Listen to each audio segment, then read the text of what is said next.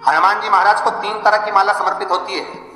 एक आकड़े के पत्ते की, दूसरी बेलपत्र के पत्ते की, तीसरी पीपल के पत्ते की। ये 3 तरह की माला जब शंकर हनुमान जी महाराज को समर्पित होती है, जिस समय पर अगर व्यक्ति के जीवन में बहुत भारी रोग हो गया है, बहुत ज्यादा कष्ट हो गया है, कैंसर जैसी बीमारी भी अगर उसको घेर ली है और किडनी लीवर सब बेकार हो गया, तो निवेदन है पीपल के पत्ते की माला बनवाओ, 108 पत्ते की, और हनुमान चालीसा का हर पत्ते पर स्मरण करिए महाराज। आप हनुमान चालीसा पढ़ते जाओ, माला में गांठ लगाते जाइए, और वो माला जो व्यक्ति कैंसर से पीड़ित है हाथ का स्पर्श कराइए और शंकर को चढ़ाइए। केवल अष्टमी तिथि के दिन ये माला समर्पित होना चाहिए, शुक्ल पक्ष की अष्टमी के दिन।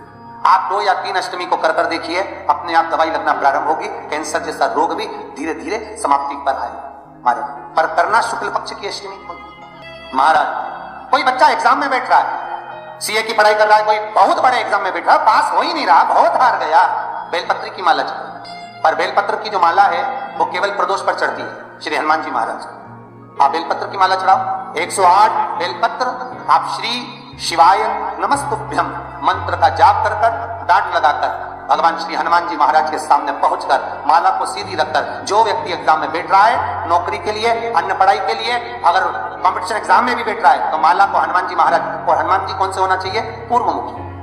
हनुमान दक्षिण मुखी नहीं चाहिए, पूर्व में जिन हनुमान जी का मुख हो वो माला ऐसी समर्पित कर कर, हनुमान चालीसा का पाठ कर कर, 3 बार स्मरण कर कर माला श्री हनुमान जी को पहना दीजिए। ऐसा कोई एग्जाम नहीं जिसमें से आप निकल ना पाए महाराज, पर करना आपको पड़ेगा। प्रदोष का दिन होना चाहिए, प्रदोष के दिन भगवान, और प्रयास जहां तक हो सके प्रदोष काल में अगर चढ़ाएंगे तो ज्यादा फलदायी रहेगा प्रदोष काल। तीसरी है आंकड़े की माला महाराज। आंकड़े के पत्ते की जो माला होती है, ये माला कार्य की सिद्धि के लिए होती है। इसमें एक एक आंकड़े के पत्ते पर सीताराम लिखा जाता है, मात्र एक पत्ता ऐसा होता है जिस पत्ते पर सीताराम नहीं लिखा जाता। 108 पत्ते में से एक पत्ता, बस उस पत्ते को हथेली में रखकर उल्टा हाथ आपको रखना है और अपनी कामना कर कर उस पत्ते को बांध देना है। ये जरूरी नहीं है कि 25 के बाद बांधो, 50 के बाद बांधो या 100 के बाद बांधो, आपकी मर्जी पड़े, उस खाली पत्ते को कहीं पर भी बांध दीजिए और उस माला को अपनी कामना कर कर श्री हनुमान जी महाराज को समर्पित कर दीजिए महाराज। इसके लिए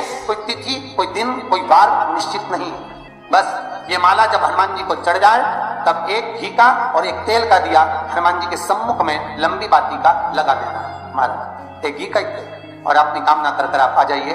आपकी वो कामना 2.5 महीना या 3 महीना, इससे ज्यादा नहीं जाएगा, वो कामना बाबा पूरी करेगा, क्योंकि शिव और हनुमान ये सब एक ही स्वरूप है। परीक्षा दे रहे हैं बच्चे, अगर हार रहे हैं, एग्जाम दे रहे हैं, कंपटीशन एग्जाम में बैठ रहे हैं, परीक्षा दे रहे हैं, बहू भी एग्जाम दे रही है, बेटे भी दे रहे हैं, बार बार इंटरव्यू देने जा रहे हैं, हारना नहीं है। शंकर पर विश्वास रखो, भगवान शिव का स्मरण कर कर, शिव का अनुमोदन कर कर, शंकर का भजन कर कर, शिव नाम का स्मरण कर कर जाओ तो सही। सरकार की कोई परीक्षा दे रहे हो, कोई एग्जाम में बैठ रहे हो, किसी एग्जाम में बार बार इंटरव्यू दे रहे हो, नहीं निकल रहे हो, चाहे सीए की हो चाहे किसी की भी हो, एक काली मिर्ची शंकर भगवान के शिवलिंग पर चढ़ा जाए, दूसरी काली मिर्ची को दरवाजे की चौखट पर रखा, चौखट जानते हैं, चौखट पे रखकर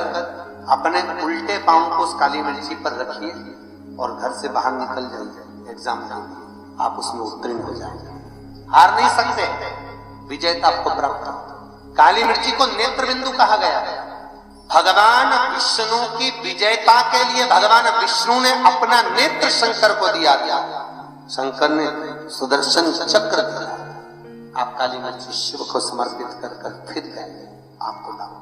तो लिंग पुराण के अंदर और शिव महापुराण के अंदर वर्णन किया गया कि भगवान शंकर ने नंदी को वचन दिया था, सुनो नंदी। शंकर भगवान से नंदी कहता है हमारा भरण पोषण कैसे हो। शंकर भगवान कहते हैं नंदी मेरे शिवलिंग पर, यदि कई लोगों को थोड़ा ध्यान दीजिएगा, है बहुत कथा पर बहुत ध्यान देना, शिव महापुराण की कथा है, बार बार ऐसी कथा नहीं मिल सकती आपको, सुनोगे आप अपनी जगह पर, बहुत वक्ता है, बहुत प्रेम से बांचते हैं, पर जो कथा रस्तत्व से आपको मिल जाए उसको ले लीजिए।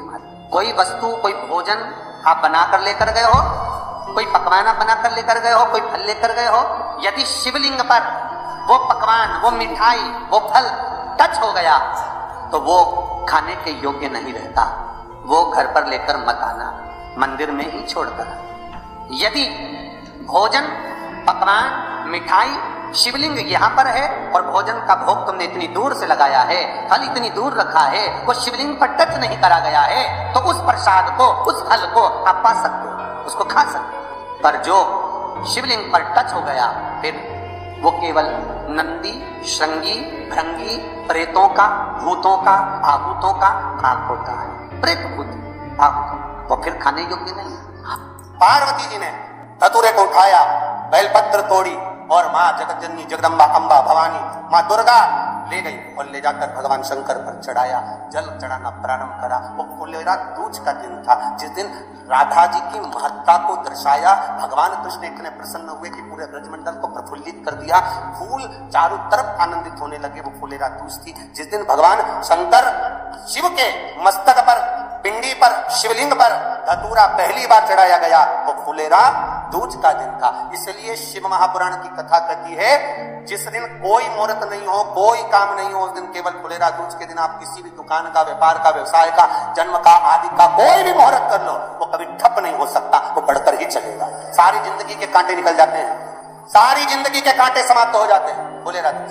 कहते हैं दुनिया में सब दिन का दान, सब दिन का पुण्य समाप्त हो सकता है, और फुलेरा दूज का दान, पुण्य, सत्कर्म, भजन, कीर्तन, नाम स्मरण समाप्त नहीं होता। और आप तो किस्मत वाले हो, आज कौन सी तारीख है? प्रयास करना फुलेरा दूज के दिन शंकर भगवान का अगर ज्यादा शरीर में कष्ट हो, दुख हो, बीमारी हो, तकलीफ हो, उनके लिए सबसे सुंदर है जिनको मिर्गी आती है, जिनको चक्कर आ जाते हो, अचानक गिर जाते हो, हापड़ी भराने लगती हो थोड़ा सा चलने पर, श्वास फूल जाती हो ज्यादा चढ़ने पर, उनके लिए विशेष है कि धतूरे की जड़ को, धतूरे का जो फल होता है उसकी जड़ महाराज निकाल कर, धोकर, उसको घिसकर शंकर भगवान पर उसका लेपन कर दीजिए।